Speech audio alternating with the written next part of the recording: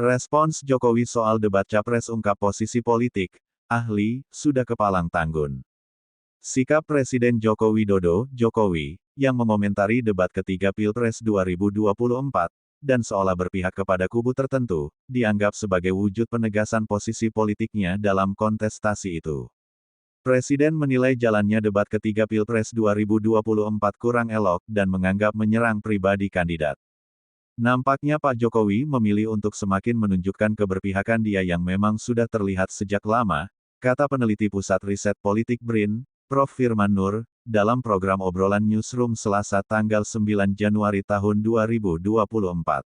Memang mungkin daripada kepalang tanggung sekalian dia tunjukkan dengan satu harapan ada situasi yang bisa membalikkan kondisi debat yang saya kira tidak cukup menggembirakan bagi para pendukung Pak Prabowo, sambung Firman.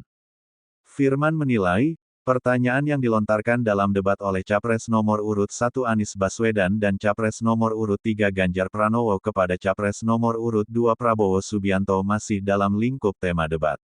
Selain itu, dia menganggap pertanyaan yang diajukan Anies dan Ganjar mengkritik program Menteri Pertahanan yang dijabat Prabowo.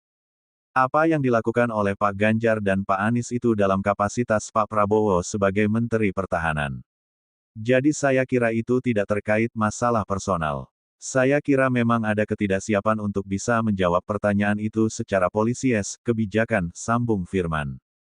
Firman mengatakan, jika Jokowi menilai ada hal-hal yang kurang tepat dalam pelaksanaan debat, maka sebaiknya dia menyampaikan hal itu dengan bahasa yang tidak cenderung membela kandidat tertentu.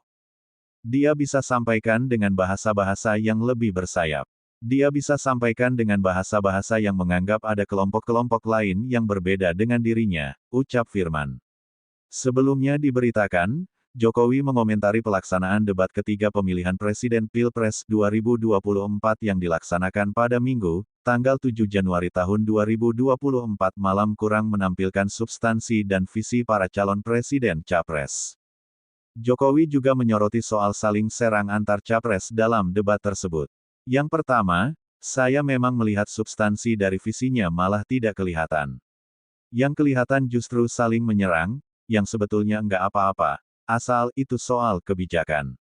Asal policy, asal visi yang enggak apa-apa, ujar Jokowi dalam keterangan pers di Serang, Banten, Senin, tanggal 8 Januari tahun 2024.